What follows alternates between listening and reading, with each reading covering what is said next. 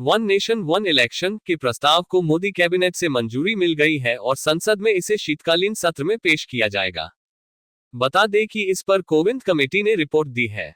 बता दें कि पूर्व राष्ट्रपति रामनाथ कोविंद के नेतृत्व वाली समिति ने वन नेशन वन इलेक्शन की संभावनाओं पर मार्च में अपनी रिपोर्ट सौंप दी थी।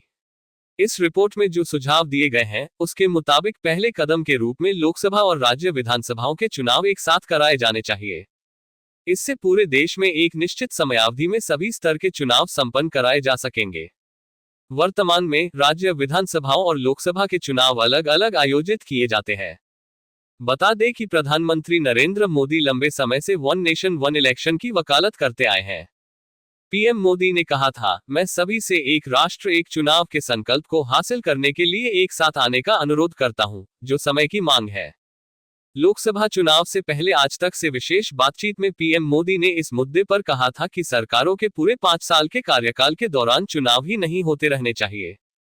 उन्होंने कहा था, मैं हमेशा कहता हूं कि चुनाव सिर्फ 3 या 4 महीने के लिए होने चाहिए।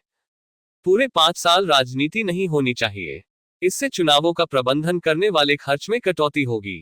पूर्व राष्ट्रपति रामनाथ कोविंद की अगुवाई बनी समिति ने 62 राजनीतिक पार्टियों से संपर्क किया था। इनमें से 32 ने एक देश एक चुनाव का समर्थन किया था, जबकि 15 पार्टियां इसके विरोध में थीं। 15 ऐसी पार्टियां थीं जिन्होंने कोई जवाब नहीं दिया था। केंद्र की एनडीए सरकार में बीजेपी के अलावा चंद्रबाबू नायडू की टीडीपी, नीतीश कुमार की जेडीयू और चिराग पासवान की एलजेपी आर बड़ी पार्टियां हैं। जेडीयू और एलजेपी आर तो एक देश एक चुनाव के लिए राजी हैं, जबकि टीडीपी ने इस पर कोई जवाब नहीं दिया है।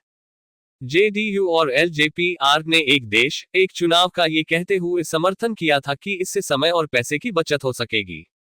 वहीं कांग्रेस, समाजवादी पार्टी, आम आदमी पार्टी, सीपीएम और बसपा समेत 15 पार्टियों ने इसका विरोध किया था। जबकि Jharkhand Mukti Morcha, TDP, Indian union मुस्लिम लीग समेत 15 पार्टियों ने कोई जवाब नहीं दिया था।